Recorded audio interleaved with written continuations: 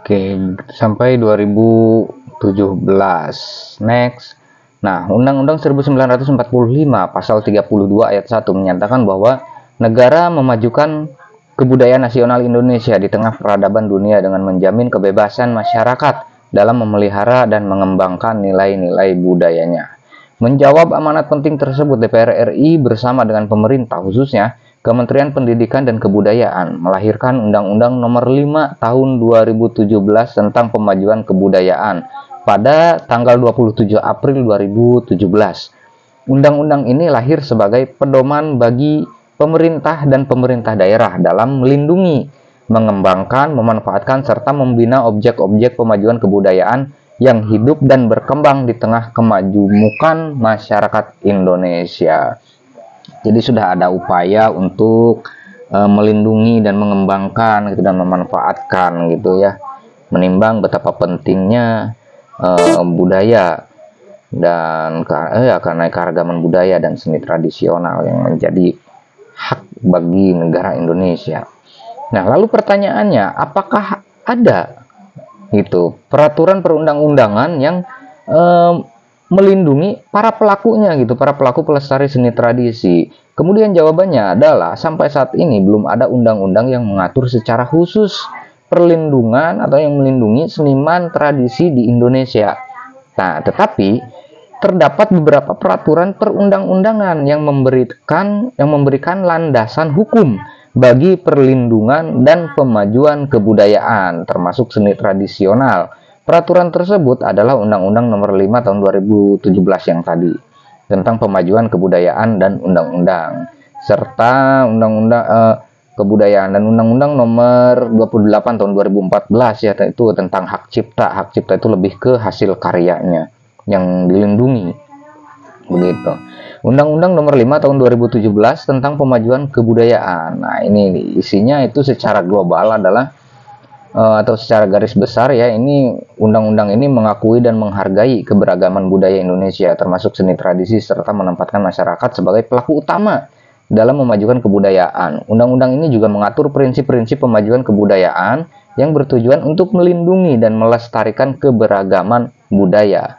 Nah, memang seharusnya seperti itu. Jadi pemerintah sendiri itu bahkan sudah dibikin undang-undang ini sudah jelas ini tentang perlindungan tentang kebudayaan, dan aspek kebudayaan itu kan sangat luas sekali. Itu nanti ada dibahas di slide berikutnya. Nah, namun yang harus kita garis bawahi di sini undang-undang ini lebih menitik beratkan pada sistem pengelolaannya ya, pada sistem pengelolaan.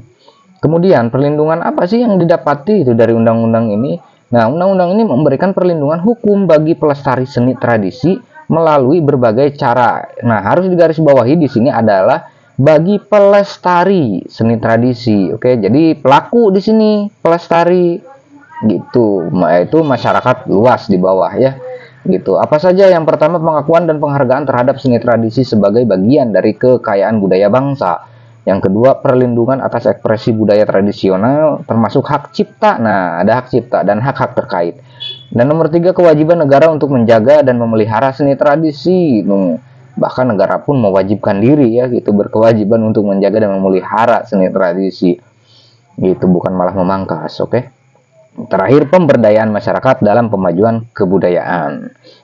Next.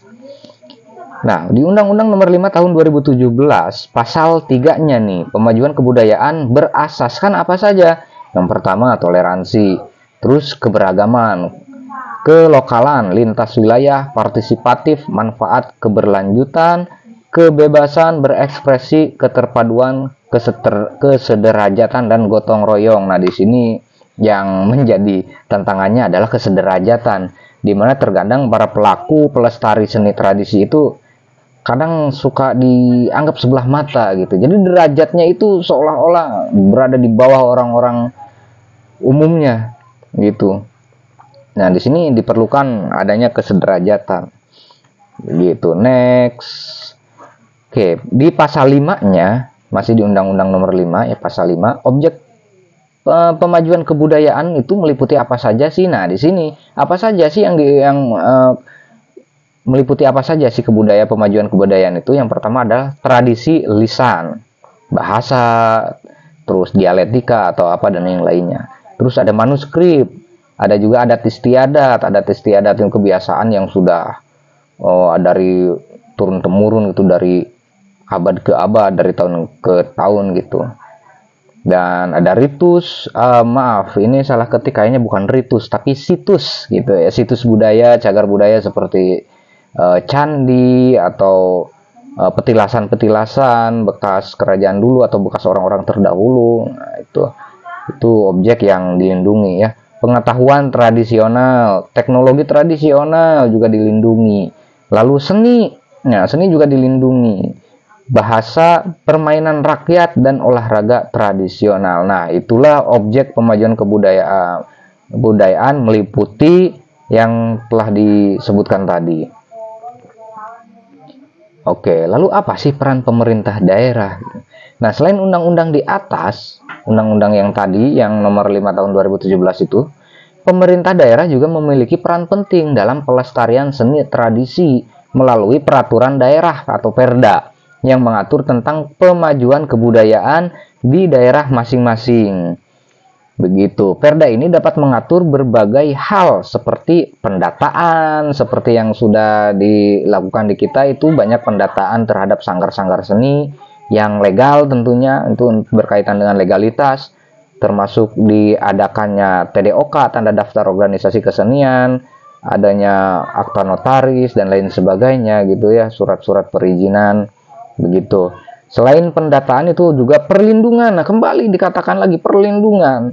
Betapa pentingnya, jadi sampai harus dilindungi gitu. Dan sebagai pelaku seni tradisi di lapangan itu yang sering berbenturan, itu sebenarnya kita tuh punya hak untuk dilindungi oleh pemerintah. Begitu ya. Selain perlindungan juga ada pengembangan seni budaya tradisional daerah. Begitu. Dengan adanya undang-undang dan peraturan terkait, diharapkan seni tradisi di Indonesia dapat terus dilestarikan dan menjadi bagian tak terpisahkan dari identitas bangsa. Identitas bangsa. Itu yang menjadi penting. Karena seni, budaya, katakanlah budaya lah, karena seni itu bagian dari budaya. Itu budaya, itu merupakan identitas bangsa. Kalau budayanya sudah hilang, maka bangsa ini kita tidak punya identitas. Seperti itu. Begitu. Jadi betapa pentingnya para pelaku